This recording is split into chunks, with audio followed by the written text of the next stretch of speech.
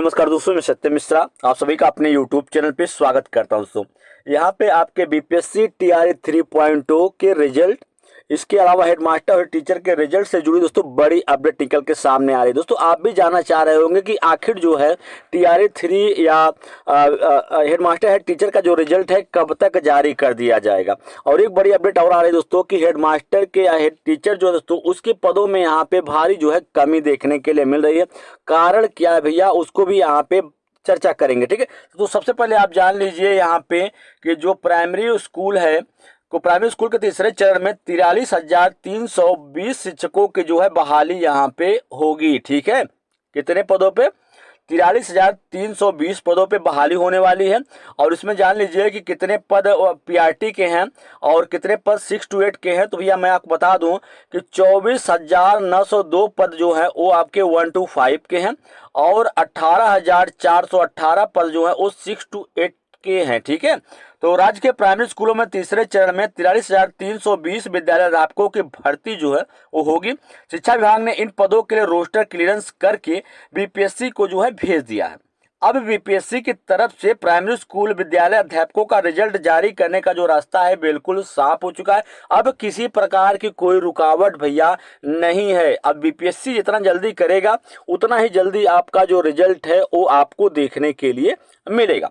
बिल्कुल, यहाँ पे बात करें आपके तो 9 to 10 और 11 to 12 का जो रोस्टर है अभी जो है बीपीएससी के पास नहीं भेजा गया है, लेकिन उम्मीद है कि सोमवार तक जो है वो भी क्लियर करके बीपीएससी के पास जो है भेज दिया जाएगा। तो भैया यहाँ पे शिक्षा विभाग का हम अगर बीपीएससी की बात करें तो लक्ष्य जो है रिजल्ट जारी करने का कब तक रखा गया है तो 31 अक्टूबर तक भैया रिजल्ट जारी करने का यहाँ पे जो है लक्ष्य रखा है। अगर किसी प्रकार की अब कोई रुकावट नहीं आती है तो भैया 31 अक्टूबर तक आपका जो रिजल्ट है टीआरई 3 का वो जारी कर दिया जाएगा। अब यहाँ पे एक बड़ी अपडेट है कि हेडमास्टर और टीचर का जो रिजल्ट है वो कब जारी किया जाएगा। क्या टीआरई 3 के रिजल्ट के बाद जारी होगा? तो बिल्कुल भैया आप जान लीजिए कि सबसे पहले जो है आपके हेड टीचर का जो रिजल्ट है सबसे पहले जारी कर दिया जाएगा। ठीक है, चलिए यहाँ पे प्रधान शिक्षक के जो पद हैं उस पदों में यहाँ पे भारी कमी जो है देखने के लिए मिली है भैया। पहले पदों की जो संख्या थी वो थी आपके 40,247 पद थे। अब जो है कितने पदों पे बहाली हो रही है? 37,943 पदों पर जो है नियुक्ति होगी। अब यहाँ पे कारण क्या बताया जा रहा है भैया? यहाँ पे आरक्षण नीति में बदलाव के चलते जो है संख्या कम हो गई। बिल्कुल आरक्षण के कारण जो है यहाँ पे जो है संख्या कम हो गई है। लेकिन एक जानकारी और जान लीजिए कि यहाँ पे जो है आपकी वैकेंसी यहाँ पे निकलने के बाद जो है आपकी जो वैकेंसी है वो मार्च 2024 में निकाली गई थी इतने पदों के लिए। उसके बाद से कई विद्यालय जो है वो मर्ज हुए हैं और कई विद्यालय जो है डी मर्ज कर दिए गए हैं। तो बीच में दोस्तों एक बार रोस्टर जो है क्लियर हुआ था, लेकिन इस चीज़ों का जो है ध्यान नहीं रखा गया था डी मर्ज या मर्ज का। इस कारण से दोबारा से रोस्टर जो है वो जारी करने की बात कही गई थी। तो बिल्कुल भैया इसी परिवर्तन के लिए जो विद्यालय मर्ज या डिमर्ज किए गए हैं इसका ध्यान नहीं रखा गया था, तो उसी के चलते यहाँ पे जो है पदों की संख्या में भारी कमी आई है।